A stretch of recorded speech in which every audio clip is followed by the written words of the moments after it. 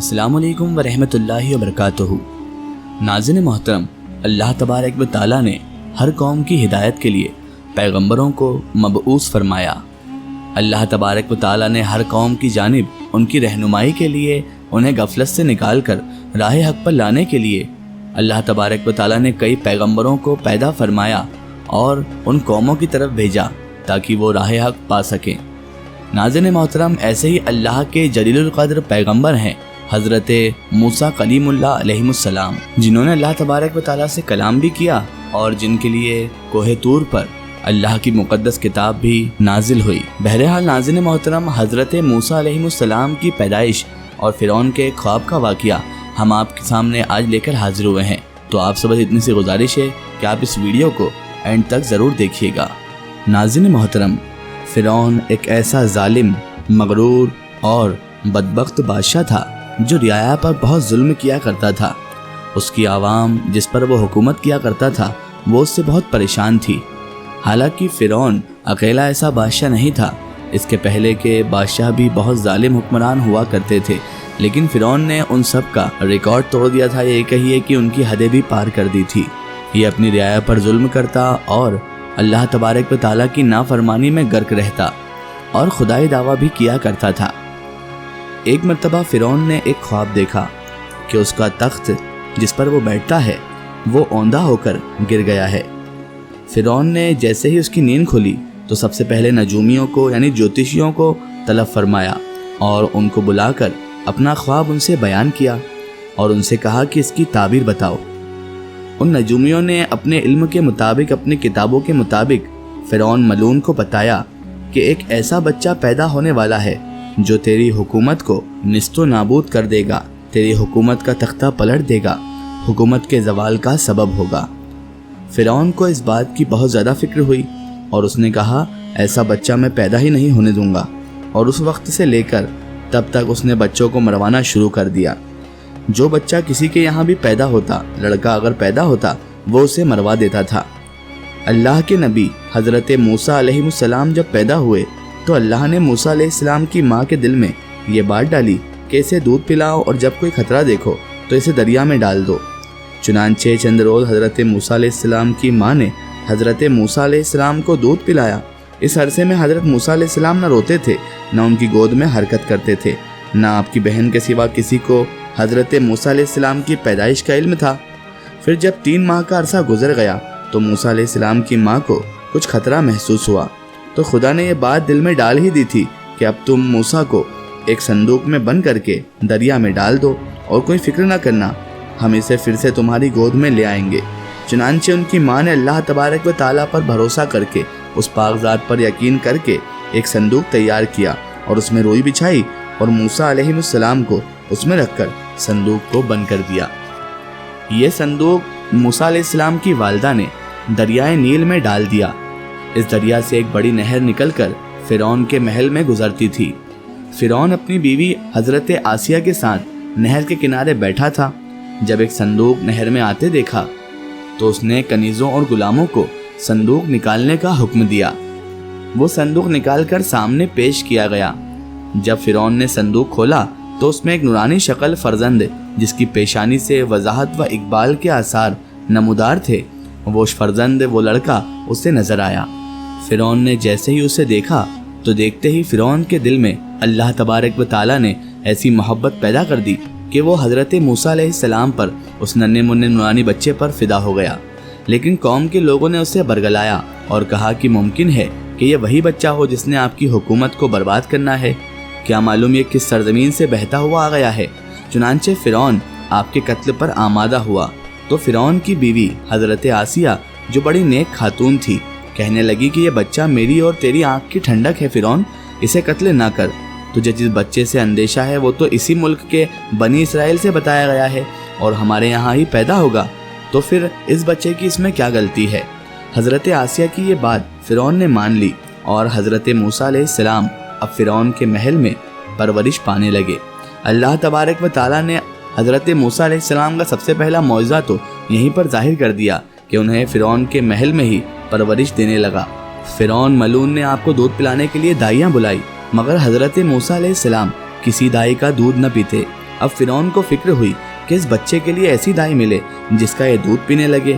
ادھر حضرت موسیٰ علیہ السلام کی ماں اپنے بچے کی جدائی میں بے قرار تھی۔ حضرت موسیٰ علیہ السلام کی بہن جن کا نام مریم تھا، وہ یہ معلوم کرنے کہ صندوق کہاں پہنچا اور آپ حضرت موسیٰ علیہ السلام کس کے ہاتھ آئے، آپ کی تلاش میں تھی۔ حتیٰ کہ پتہ چلاتے چلاتے، یعنی ان کو تلاش کرتے کرتے، حضرت موسیٰ علیہ السلام کی بہن فرعون کے محل پہنچ گئی، اور جب معلوم ہوا کہ ان کا بھائی اسی محل میں ہے، کسی دائی کا دودھ نہیں پی رہا، تو فرعون سے کہنے لگی، کیا میں ایک ایسی دائی کی خبر دوں جس کا دودھ یہ بچہ ضرور پیے گا؟ فرعون نے کہا، ہاں ضرور ایسی دائی کو لے آؤ۔ چنانچہ وہ اس کی خواہش پر اپنی والدہ کو جا کر سارا معاملہ بتا دیتی ہیں اور اپنی والدہ کو بلا کر فرعون کے محل لے آتی ہیں۔ جب وہ یعنی حضرت موسیٰ علیہ السلام کی والدہ وہاں پر آتی ہیں تو حضرت موسیٰ علیہ السلام فرعون کی گود میں تھے، دودھ کے لیے رو رہے تھے۔ فرعون آپ کو بہلا رہا تھا۔ جب آپ کی والدہ آئی تو آپ نے ان کی خوشبو پہچان لی تو آپ چپ ہو گئے اور اپنی والدہ کا دودھ پینے لگے۔ فرعون نے پوچھا، تو اس بچے کی کون ہے جو اس نے کسی دائی کا دودھ نہیں پیا اور تیرا جھٹ پی لیا؟ انہوں نے کہا، میں ایک پاک صاف عورت ہوں، میرا دودھ خوشبودار ہے، جسم خوشبودار ہے، اس لیے جن بچوں کے مزاج میں نفاست ہوتی ہے وہ عورتوں کا دودھ نہیں پیتے ہیں، میرا دودھ پی لیتے ہیں۔ فرعون نے بچہ حضرت موسیٰ علیہ السلام کی والدہ کو دے دیا اور دودھ پلانے پر انہیں مقرر کر کے فرزند کو اپنے گھر لے جانے کی اجازت دے دی۔ چنانچہ آپ حضرت موسیٰ علیہ السلام اپنی والدہ کے ساتھ واپس اپنے گھر تشریف لے آئے۔ اللہ تبارک و تعالیٰ کا یہ وعدہ پورا ہو گیا کہ ہم اسے پھر سے تمہاری گود میں لے آئیں گے۔ اس طرح موسیٰ علیہ السلام کی پرورش خود فرعون کے ذریعے ہونے لگی۔ آپ دودھ پینے کے زمانے تک اپنی والدہ کے پاس رہے۔ اس زمانے میں فرعون انہیں ایک اشرفی روزانہ دیتا رہا۔ دودھ چھڑانے کے بعد آپ حضرت موسیٰ علیہ السلام کو فرعون کے پاس لے آئیں۔ آپ وہاں پر پرورش پاتے رہے۔ ناظرین محترم، کیونکہ انبیاء کرام سے اللہ تبارک و تعالیٰ معجزات کو ظہور فرماتا ہے تو حضرت موسیٰ علیہ السلام کے بچپن سے ہی ان سے معجزات ظہور ہونے لگے تھے۔ فرعون کی ایک بیٹی تھی جس کو فلہری کا مرض تھا۔ فرعون اس کو بڑے بڑے حکیموں کو دکھا چکا تھا، حکیموں سے علاج کروا چکا تھا، مگر اس کی بیٹی جو تھی وہ اچھی ہی نہیں ہو رہی تھی۔ آخرکار فرعون نے نجومیوں سے اس کے متعلق پوچھا تو انہوں نے بتایا کہ اس کو شفا دریا سے ملے گی۔ چنانچہ ایک دن فرعون اور اس کی بیوی حضرت آسیہ اور فرعون کی بیٹی دریا کے کنارے بیٹھے تھے کہ حضرت موسیٰ علیہ السلام کا صندوق بہتا ہوا آیا۔ جب یہ صندوق فرعون کے سامنے لایا گیا اور کھولا تو موسیٰ علیہ السلام نظر آئے جو انگوٹھے کو چوس رہے تھے۔ فرعون کی بیوی آسیہ کو حضرت موسیٰ علیہ السلام بڑے پیارے لگے تھے، اس نے انہیں اٹھا لیا۔ فرعون کی بیٹی نے حضرت موسیٰ علیہ السلام کو دیکھا تو اسے بھی یہ نورانی بچہ بڑا پیارا لگا۔ اس نے آپ کے دہنے مبارک کی تھوک مبارک لے کر اپنے بدن پر مل لی۔ اس تھوک مبارک کے اثر سے ہی فرعون کی بیٹی کا فلہری کا مرض فوراً جاتا رہا اور وہ شفایاب ہو گئی۔ اس طرح کے کئی معجزے حضرت موسیٰ علیہ السلام سے بچپن میں ہی ظاہر ہو چکے تھے، اور اللہ تبارک و تعالیٰ نے سب سے بڑا معجزہ تو یہ ظاہر کیا تھا کہ فرعون ملعون جو کہ اس بچے کو ہی تلاش کر رہا تھا، یعنی حضرت موسیٰ علیہ السلام جو کہ اس کا تختہ الٹنے والے تھے ان کو تلاش کر رہا تھا، اللہ تبارک و تعالیٰ نے اپنی حکمت سے ایسا معاملہ پیش فرمایا کہ اللہ تبارک و تعالیٰ کے فضل و کرم سے حضرت موسیٰ علیہ السلام ان کے قاتل کے گھر ہی پہنچ گئے، اور جو ان کو قتل کرنا چاہتا تھا وہی ان کی پرورش کا ذریعہ بن گیا، اور اللہ تبارک و تعالیٰ نے دشمن کے گھر ہی اللہ کے نبی حضرت موسیٰ علیہ السلام کو پرورش عطا فرمائی۔ ناظرین محترم، اس کے علاوہ حضرت موسیٰ علیہ السلام ایک ایسے اللہ کے نبی ہیں جنہوں نے اللہ تبارک و تعالیٰ سے کلام کیا، یعنی اللہ تبارک و تعالیٰ سے بات کی۔ آپ حضرت موسیٰ علیہ السلام کوہ طور پر جا کر اللہ تبارک و تعالیٰ سے ہم کلام ہوا کرتے تھے، گفتگو کیا کرتے تھے۔ ناظرین محترم، حضرت موسیٰ علیہ السلام کے بچپن میں آپ سے ایسے ایسے معجزات ظاہر ہوئے کہ فرعون ملعون بھی ان معجزات کو دیکھ کر حیران رہ جاتا تھا، لیکن اللہ تبارک و تعالیٰ نے کیونکہ اس کے عقل کو بھی ایسا کر دیا تھا کہ وہ یہ سوچ ہی نہیں پاتا تھا کہ یہ وہی بچہ ہے جو میرا تختہ پلٹنے والا ہے۔ وہ تو ہمیشہ یہی سمجھتا تھا کہ وہ بچہ یہیں پر پیدا ہوگا، اور اللہ تبارک و تعالیٰ نے ایسا معاملہ بنا دیا تھا کہ وہ کبھی بھی حضرت موسیٰ علیہ السلام کو بچپن میں پہچان ہی نہ پایا۔ اسی لیے ناظرین محترم، قرآن مجید کی آیت کا ترجمہ ہے علی کل شیء قدیر، اللہ تبارک و تعالیٰ ہر شے پر قادر ہے، اور یہ واقعہ اس کی ایک بہت بڑی مثال ہے۔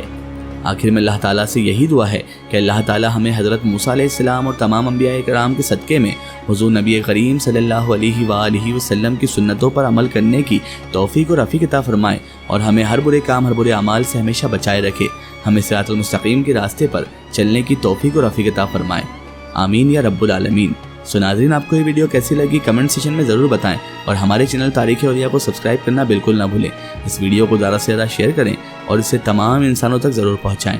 پھر حاضر ہوتے ہیں آپ کے لیے ایک اور بہترین ویڈیو کے ساتھ، واقعے کے ساتھ۔ تب تک کے لیے خدا حافظ، السلام علیکم۔